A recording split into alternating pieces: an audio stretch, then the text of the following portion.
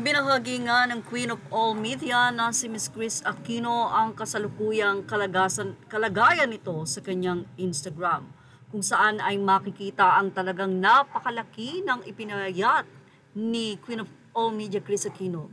Ipinakita niya ang kanyang mga kamay na halos ang buto talaga nito ay medyo umusli na.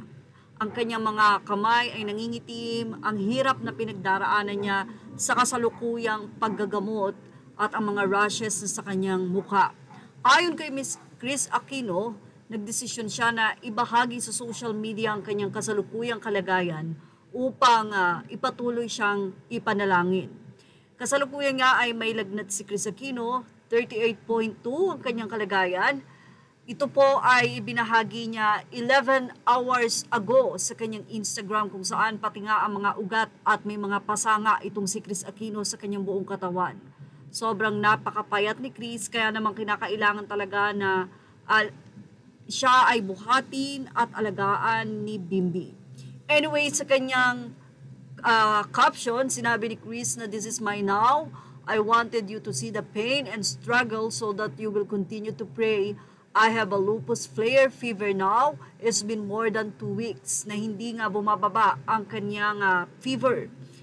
Well, mula sa kanyang mga tagahanga, isang Kris Aquino World IG, patuloy pa rin kaming nagdarasal ng iyong paggaling.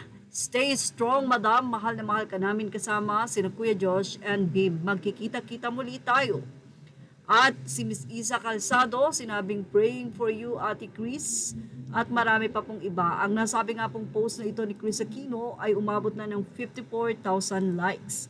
Hindi ito ang kauna-unahan na ibinahagi ni Miss Kris Aquino ang kanyang kalagayan, kung saan ay marami nga ang nagulat sa naging post kamakailan lamang ng anak ni Michael Ebiste na dinalaw siya, at doon nga unang-unang nakita na sobra na pala ang kapayatan ni Kris. Katabi nga ni Kris matulog ang kanyang anak na si Bimbi. Very visible is my spine because there's no, yan ang pahayag ni Kris Aquino, ang kanyang spine is very visible. There's no fat. The area, my hand is where many bone protrusions are.